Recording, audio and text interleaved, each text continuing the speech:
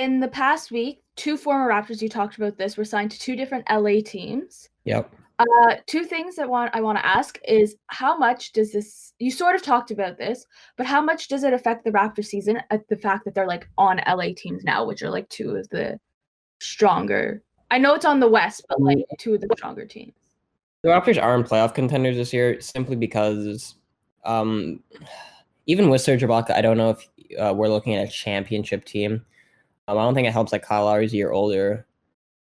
They still need that superstar because you see how much deeper teams are getting. They got a bit lucky in their road to their championship because they beat a very good Milwaukee team.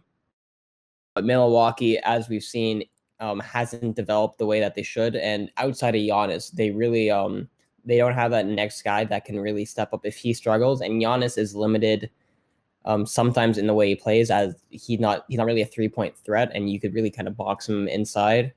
We saw Miami do it. We saw Toronto do it. So they're gonna have a tough time.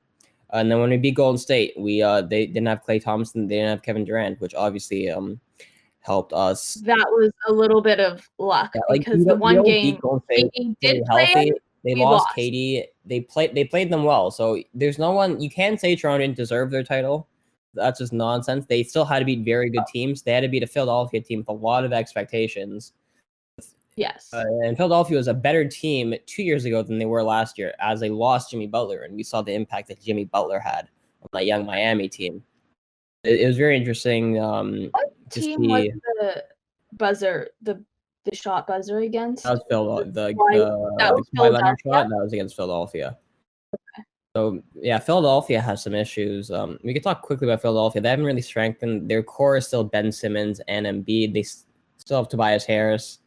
But Philadelphia is one of those teams, and we always talk with Matthew about, because he thinks that Ben Simmons and Joel Embiid can work together. I am insistent that they can't, because they couldn't beat a Raptors team with Kawhi Leonard. They had Jimmy Butler. They lost Jimmy Butler. The East is getting better.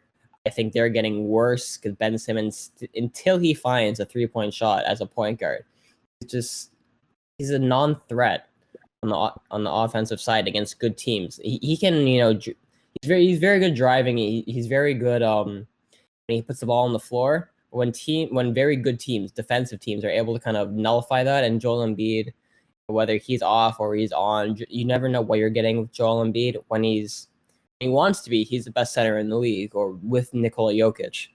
But when he doesn't want to be, there's a big attitude problem there. And that's the problem with Philadelphia. There's a big attitude problem. They finally got rid of Brett Brown.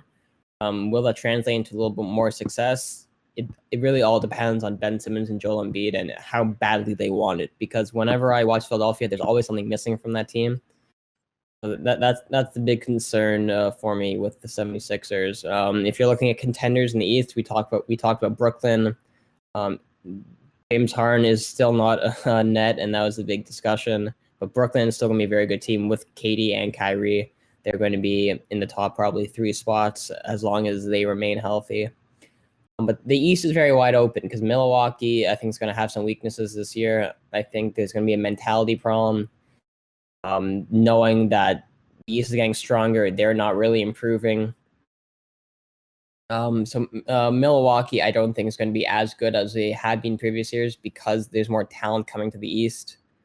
Miami is getting better and better. They're going to play more confident. You have to remember Tyler Hero and Duncan Robinson were rookies. They shot lights out, and they're only going to get better as they continue to develop. Miami is going to be a scary team, and Miami is a team that will be a championship contender for the next 5-6 years because I don't see them going anywhere. The only way they're not contenders is if they lose a guy like Jimmy Butler, if they lose a guy like Duncan Robinson. But that's really the East. It's very wide open. I think outside of the top 4 teams, that Toronto, Boston, Milwaukee, Philadelphia will be a playoff team, and you have Milwaukee. Those are really the 5 shoo-ins you could pencil in as most likely they will be in the playoffs unless something drastic happens. Indiana is always that team kind of on the on the edge. They did get the Raptors' former assistant coach. I forget which one. Let me just Google this really quickly because it's gonna bug me if I don't remember. Yeah, they got Nate Bjorken, who's widely respected from the Raptors, widely respected around the league. So Indianapolis, they fired Nate McMillan, which had a little bit of controversy because he has led them to the playoffs, and they were playing very good basketball the last few years. They did hire a guy with a lot of expectations, so that will be interesting on their part to see how they fare within the season. So Indiana is one of those bubble teams that you don't know what they're going to do, but they do have expectations. They do have a lot of talent on that team. So Indiana should be 6-7.